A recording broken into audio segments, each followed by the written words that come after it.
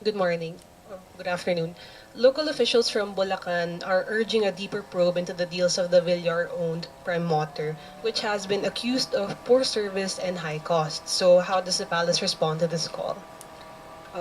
Unang-una po, sinabi po natin na ang kakulangan sa serbisyo ay walang puwang sa administrasyon ni Pangulong Marcos Jr.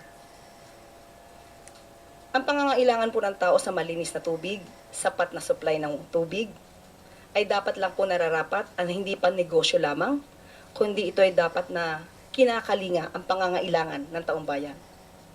Mag-uutos po ang Pangulo para mag-imbestigahan po ito. Okay. Yan po, Bilyar ulit.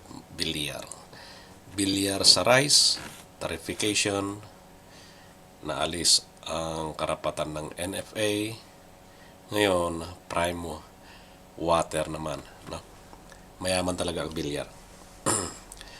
At sa bagay, from 90s, kailan ba yung 90s, naging senador na, no? Hanggang ngayon. Ngayon, parang isang buong pamilya na yata ang papasok sa Senado. At, okay, ay lahat na lang mga pabahay. Alam nyo, ang masakit lang dito, no? Kilala ang Pilipinas na agriculture country, pero yung mga bukirin dyan sa Pilipinas ay nagiging bahay na, ginagawang pabahay, ano? Sino yung nagmamayari ng mga pabahay na yan? Okay, kayo na po ang so isang Camille Villar ulit ang tumatakbo bilang senador. Ganon pa rin mga kabayan. Sa bagay, kawawa, no? Kawawa rin ng talagang kawawang bansang Pilipinas. Kasi pinamumunuan ng mga taong poprotektahan lang nila ang kanilang sariling business, hindi yung kapakanan ng taong bayan, ano?